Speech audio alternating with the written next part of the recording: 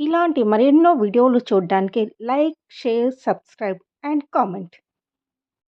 ఈరోజు ఈ వీడియోలో శ్యామలా నవరాత్రులలో 8వ రోజు శ్రీ శుక శ్యామలాదేవి అవతారం గురించి తెలుసుకుందాము.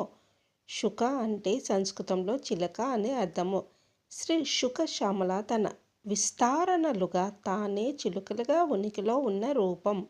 చిలుకలను పొందిన శ్యామలా చర్మము రంగు మనకు కనిపిస్తుంది.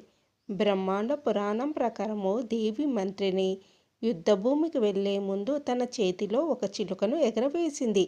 అది 3 తలలు 4 చేతులతో విల్లు మరియు బాణాలు పట్టుకొని ఒక దివ్య జీవిగా మారింది.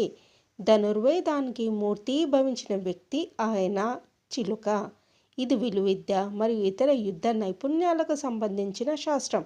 మరియు అతను దేవికి నమస్కారం చేశాడు మరియు ఆమెకు 2 దివ్యమైన ధనుస్సులు మరియు అక్షయ తూణీరం అందిస్తాడు. ఆ విధంగా శ్యామలా చేతిలోని చిలుకలన్నీ వివిధ విద్యలుగా ఉంటాయి. భగవతి మాతంగి చిలుకలంటే చాలా ఇష్టం. ఎందుకంటే కాళిదాసు కూడా తనకు ఎంతో దగ్గరగా ఉండే తన పెంపుడు చిలుకలతో ఆడుకుంటూ ఎప్పుడు ఆనందంగా ఉంటుందని వివరిస్తాడు. చిలుక గురువు నేర్పిన విధంగా విద్యను పునరావృతం చేయడానికి ఒక విద్యార్థి యొక్క వాక్ ప్రసంగము మరియు విధేయత మరియు నైపుణ్యాన్ని సూచిస్తుంది. అందువల్ల శుక శ్యామలాదేవి వాక్ శక్తి మరియు అన్ని విద్యలను నేర్చుకోవడంలో ఆమె గురుమూర్తి. ఇక్కడ ఆమె విద్యార్థి. శుకుడు మంచి విద్యార్థి. అందువల్ల శుకుడు పండితుల్లో గొప్పవాడు.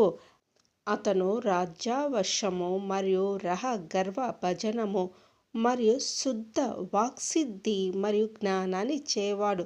గొప్ప శ్యామలా సిద్ధ ఉపాసకులు సాధన హోమము మొదలైన వాటిని చేసినప్పుడు దేవి ఉనికిని చాటుతూ చిలకలు దగ్గరికి వస్తాయి.